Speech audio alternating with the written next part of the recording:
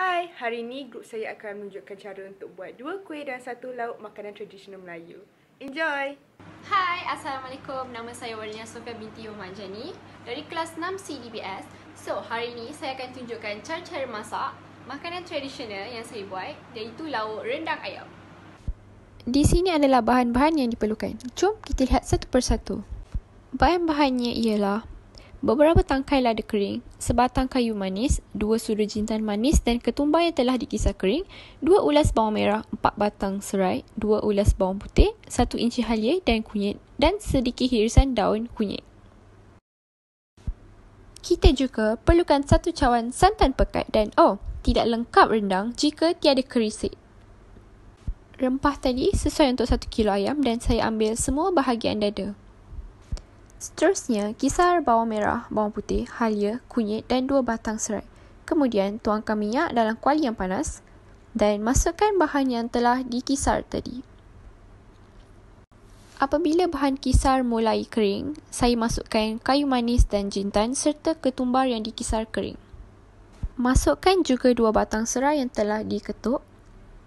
Apabila rempah telah pecah minyak, masukkan ayam dan gaulkan rata. Kemudian, masukkan santan pekat, gaul rata dan tutup seketika untuk memastikan ayam masak. Seterusnya, untuk rasa yang enak, pastikan letakkan garam dan sedikit gula. Apabila ayam telah masak, masukkan kerisik dan gaulkan rata. Selepas 2 minit, tutup api dan rendang telah siap dimasak. Untuk aroma yang lebih wangi, taburkan hirisan daun kunyit.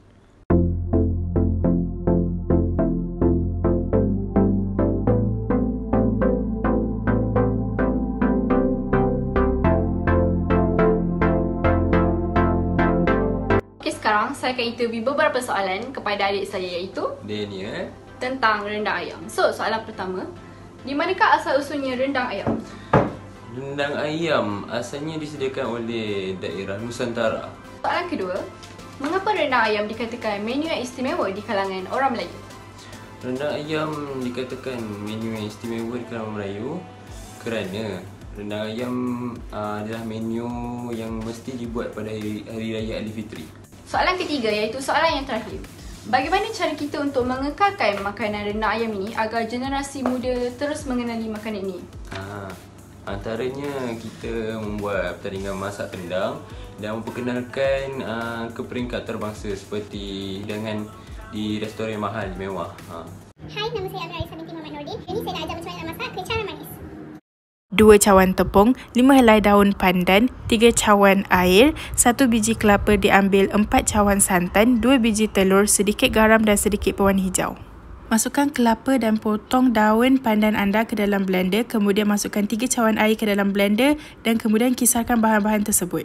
Tapiskan bahan yang telah dikisar ke dalam tapis, kemudian perah kelapa untuk keluarkan santan.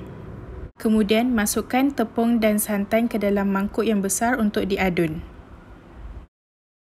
Jika adunan begitu pekat, tambahkan lebih air untuk menjadikan ketekalannya seperti air. Pecahkan 2 biji telur untuk dimasukkan ke dalam adunan sebentar tadi.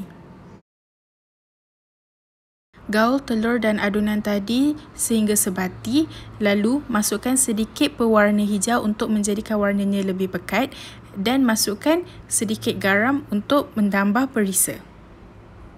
Setelah acuan tersebut sudah panas, masukkan minyak ke dalam setiap acuan supaya tidak melekat. Tuangkan adunan ke dalam acuan dan masukkan sedikit gula ke dalam setiap acuan. Apabila kuih sudah masak, gunakan sudu untuk mengeluarkan kuih tersebut.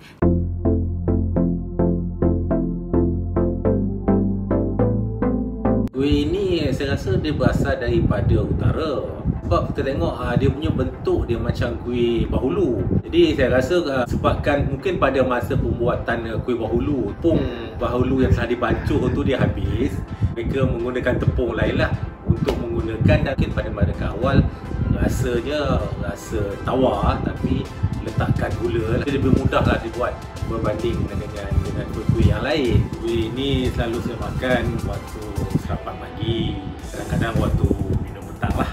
Yang pertama, kuih ni kita kena kenalkan kepada anak-anak bahawa kuih tradisional ini dia mempunyai khasiat yang tertentu. Contohnya dia punya rasa pandan, rasa manis-manis, dan kita galakkanlah generasi-generasi baru ni untuk makan kuih ini banding dengan kuih-kuih yang dekat luar. Orang kata pada negara-negara lain itu kita kena galakkan untuk makan. Terima kasih.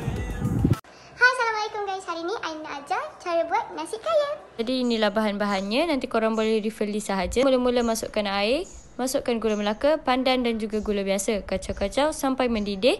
Lepas tu korang basuh setengah kilo beras pulut, masukkan dalam periuk, masukkan santan, air sedikit dan juga garam. Sementara tunggu bahagian pertama tadi sejuk, kita letakkan beras di atas api. Masukkan bahagian yang telah disejukkan tadi ke dalam satu bekal yang bersih dan pecahkan telur. Lepas tu kita gaul-gaul dengan tangan sampailah dia berbuih. Masukkan beras pulut yang telah masak ke dalam loyang. Ampatkan dengan spatula. Masukkan ke dalam bekas pengukus. Tuangkan aduan yang kita telah kacau tadi. Tunggu sehingga 30 minit. Hai, Assalamualaikum Cik. Waalaikumsalam. Nama saya Muhammad Izzuan. Saya berasal dari Kota Baru. Okey, mengenai kuih serikaya. Okey, kuih serikaya ni dia diperbuat daripada santan dengan telur. Okey, kuih serikaya ni juga dia dipanggil sebagai kuih Tok Haji Serban, iaitu kuih serikaya berpulut. Kuih ni berasal daripada mana?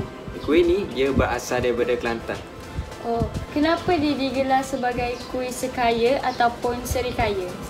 Okey, dia digelar sebagai kuih serikaya disebabkan bahagian atas kuih tu dia menyerupai seperti sekaya yang disapu pada roti. Apa waktu yang kebiasaannya orang makan kuih serikaya ni? Kebiasaannya lah, kuih serikaya ni dihidang ataupun dijamu pada waktu petang. Kuih serikaya ni juga orang paling famous pada bulan puasa.